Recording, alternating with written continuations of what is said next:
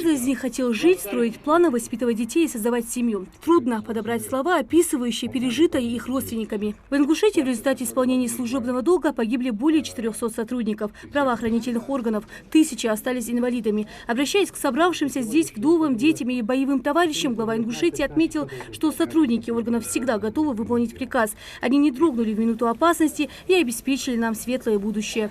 Ради спокойной жизни нашего народа отдали жизни более 400 правоохранителей. Каждый из погибших на боевом посту был готов безоговорочно выполнять приказ к любым сложностям и к любому риску. Они не дрогнули в минуту опасности, доказали верность присяге и служению долгу. Погибших нам не вернуть, но их подвиг навсегда останется в нашей памяти, их имена вечно будут жить в наших сердцах. Я сегодня с очень большой скорбью с вами вместе. Я думаю, что те сотрудники, которые сегодня несут службу, будут ее нести с достоинством. К собравшимся обратился и министр внутренних дел Ингушетии Михаил Коробкин. Он отметил, что работа правоохранителей всегда связана с риском. Люди в погонах несут свою службу, несмотря на трудности. И мы обязаны помнить и гордиться товарищами, которых сегодня нет с нами. Сегодня мы чтим память этих достойных людей, чьи судьбы добавили славы и вписаны в летопись Министерства внутренних дел по Республике Ингушетия.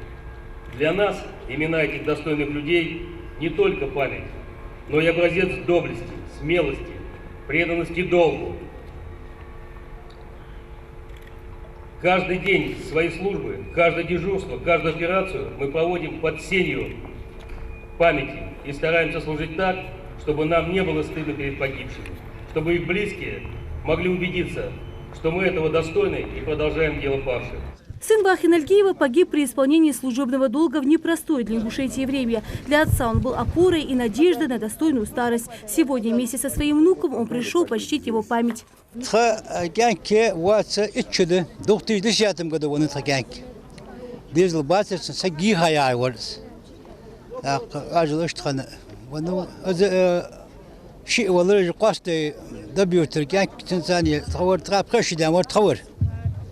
بين نغبقش وقمنا بين نغبج اج بين نغ سيدير نغبقش ومسني قالتر معشر ستوغ نونش دال صبر لولت دشت دال صبر لولت.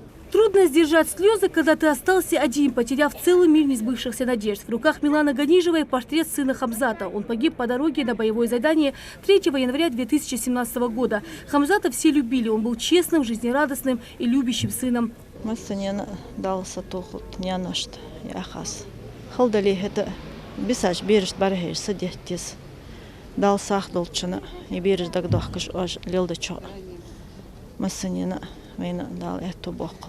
Тяжело сегодня и действующим сотрудникам. Они потеряли своих боевых товарищей. Они традиционно вспоминают в этот день погибших друзей вместе с их родственниками. Те времена очень тяжелые были для сотрудников МВД. Сейчас, конечно, вы видите, что времена изменились. Благодаря тем сотрудникам, которые сейчас работают, и те, кто погибли, они приложили все силы, чтобы вот мы сегодня могли спокойно жить, работать. И, как вы видите, у нас сейчас стабильность, люди работают, живут. А давай даем всем павшим сотрудникам, собравшись с их портретами в руках, прошли по площади маршем. Если кто такой, где у нас порог, честно. Глава Ингушетии, министр МВД, ветераны и сотрудники службы возложили красные гвоздики у мемориального комплекса. Фамилии погибших пополнил недавно и начальник Центра противодействия экстремизму Ингушетии Ибрагим Эльджаркиев. Собравшиеся почтили его память. Говоря о поддержке семей, в МВД Ингушетии функционирует социальный отдел, который помогает и поддерживает вдов и их детей. После официального мероприятия всех собравшихся родственников погибших сотрудников пригласили на вручение ценных подарков и сувениров. Такая помощь стала уже традиционной. Бигбузарова Зарема Назировна. Мероприятие каждый шарью. Хадихи вархам беулктай. Ряд схали улклил бечан, бохлил бечан. Нах бейн бали, что битс боли. Царс лорхам лил беш, хозул клил дуаха. Память погибших сотрудников при исполнении служебного долга почтили сегодня и в ГУВД города Назрань. Личный состав прошел маршем. По площади собравшиеся вспомнили своих погибших сотрудников и прочитали за них дуа. Помимо прочего, более 30 семей получили продуктовую и материальную помощь. Лена Цычоева, Магомед Белакиев. Новости 24.